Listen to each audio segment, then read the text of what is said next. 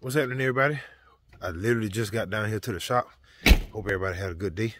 I'm about to show you what we got in store for this evening. Well, one of the things anyway. Got these new shoes for the Impala.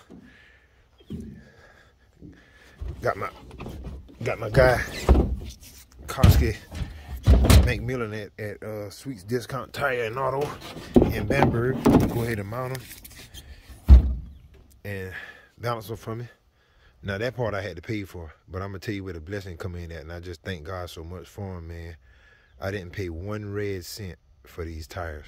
Of course, they're not hot. I don't deal with that kind of thing, but it's just I'll just say this: God blessed me to the point to where it's hard to put into words. I'm gonna just say that I thank God for moving on my behalf. I go through a lot, I deal with a lot, and I still try to help and encourage people. And little do they know I be dealing with so much and struggling with so many things emotionally, mentally, physically. But I thank God for smiling on me and helping me with getting this car to the point that it's at, to this point, I'm gonna say. So I'm gonna go ahead and get these unloaded, and I'm gonna go ahead and get these put on.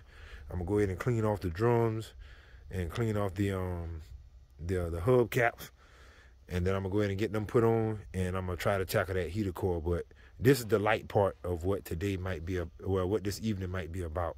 So I'm gonna put y'all on pause. I'm gonna get the tires mounted and get the hub caps on, and then I'm gonna get ready to set it down on the ground, and then I'm gonna go ahead and get back started on that heater core. I'm gonna try to see if I can finish that tonight. But just stay tuned while I try to get these things out the back of the truck. All right, y'all, real quick. I know I said I was gonna turn y'all back on after I helped them put the tire on, but my mama was messing with me. She was like, "You ain't gonna clean all the spider webs and stuff off them drums before you put them back on?" And me being me, it really don't matter to me. I mean, that's what be behind the rim anyway. But just because I went ahead and cleaned them off. I mean, I ain't gonna do all that painting them and all that whatnot. Not right now anyway. But I went on ahead and cleaned them off. That way, they should go right there. Just not getting home from work. But I went on ahead and cleaned them off before I put the wheels on. So y'all just stay tuned. I just thought that was kind of funny to me. All right, y'all, I know I told you that I wasn't going to turn you back on until I had the wheels on and the lug nuts tight and hubcaps on and all that good stuff.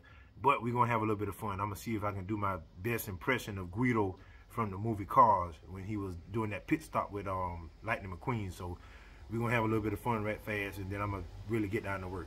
So just enjoy.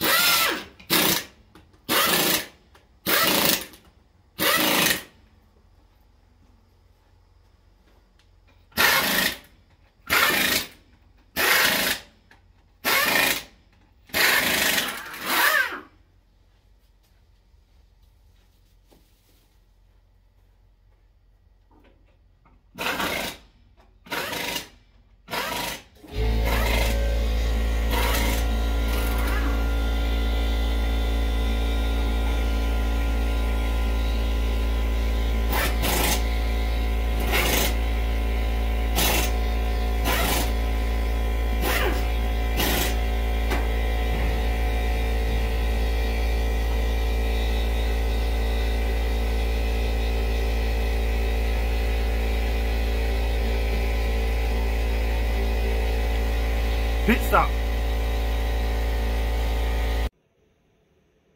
All right, people, I'm back. I found out why it was so hard to get that top cover off so I can get to the heater core, which is right here. This is the heater core. That little bolt that's in the middle with that ground strap hooked to it, that's what I need to get loose so I can go ahead and pull it straight up out of there. And the new one, thank God, came with a with the little foam or whatever around it, so everything will be good on that end. But you see all this blue silicone, all this gasket maker, Permatech, RTV, or whatever it is, this was literally everywhere. And that's why it was hard. I imagine whoever did it probably thought they was just trying to seal back up the housing the best they could, but you're supposed to use like some kind of foam tape type stuff, which I got to get some. but at least I got it off. I didn't break it, and it's way more on the top side of the housing. I just wanted to show y'all this.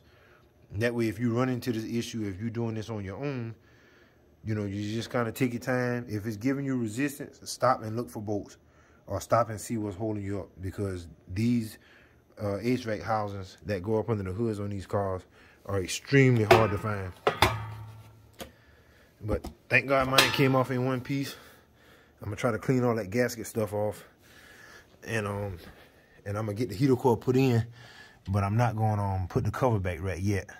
I'm gonna get it just enough to where I can hook the hoses up and run it, because I can leave the hoses hooked up and still put the top part on. But I'm gonna clean all this off, and I also got to get a blower motor, because I took and tested this one to see if it'll come on with just straight wiring to the battery, and it didn't work. So I don't know if the motor done seized up, or if it's just old or whatever. So it's probably for the best anyway. So I'm gonna probably get on Rock Auto, or either I'll call O'Reilly or Napa or something tomorrow and see about getting a price for it. So what I'm gonna do is swap out the heater core. I can show you guys where the damage is on it, you know, why it's leaking, and then I'm gonna put the new one in and hook the hoses back up just so I can run the car, and then I'll put it back together once I finish with all the cleaning process. But it's a lot of, they must have used the whole tube of that stuff to seal that back up. I'm not gonna go back like that. I'm gonna see if I can find me some foam tape. That way it's easier to come back apart in the event that I got to replace the heater core and or the evaporator, which is here.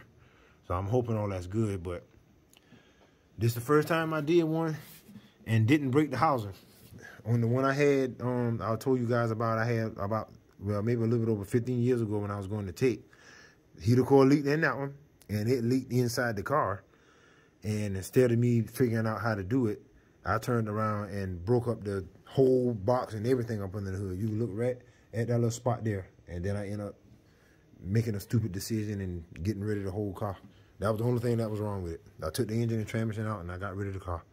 But not with this one. I'm gonna try to make sure I keep this one going, take my time, and get it fixed like it's supposed to be. And hopefully I'll be posting a video of you guys watching me test drive it for the first time. So I'm gonna turn y'all back on when I got the heater core in. Well, no, when I get the old one out, so we can look at it and see what was actually leaking on it.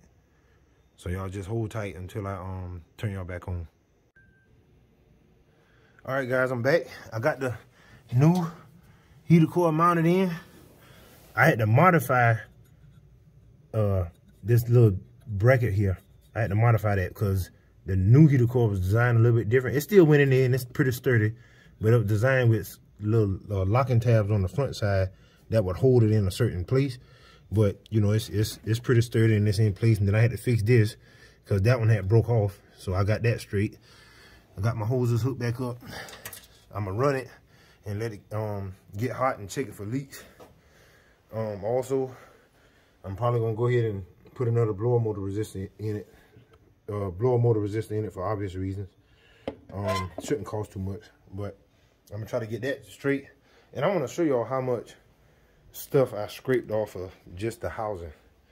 All that silicone was on the housing. I know you're supposed to put, like, it's like foam tape on there, you know, to seal it back up. But I guess whoever did it before me, they felt like that would be much better. Maybe they didn't bank on the heater core leaking again. And speaking of that, this is the old one. It's the, from what I can tell, it looked like original equipment to me. They even took it a step further and put a dab on the bottom, I guess, to hold it in place. I don't know where it's supposed to go inside the housing, but that's what they did. This is what was leaking on it. Right there. Even after I tried to put the hose back and clamp it, it still had coolant coming out. So thank God I was able to get one and go ahead and get it replaced. The way I ain't have to worry about it leaking on me or my family whenever we put this thing on the road.